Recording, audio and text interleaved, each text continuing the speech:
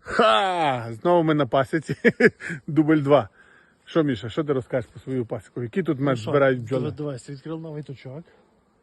Точок це оці всі вулики, так? Так, ну так називають. Оці всі вулики, да, називають Це точок. точок. Так. Ага, ніби тут 100 вуликів, Десь 120. 120 типу.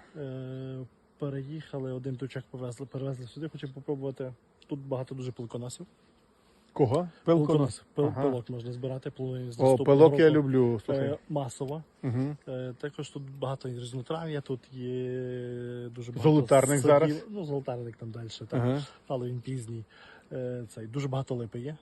До речі, ще прадід розказував моїй дружині, що вони колись в радянський час сюди возили на медозбір саме в село Грушів на Супер. Це Коломия. Ну, 2025 рік. який гарний обліт. Я Обліт. думаю, навіть не обліт, це навіть носять золотарник, бачиш? Золотарник носить, Так, да? так, так, Такий. так. Ну, супер.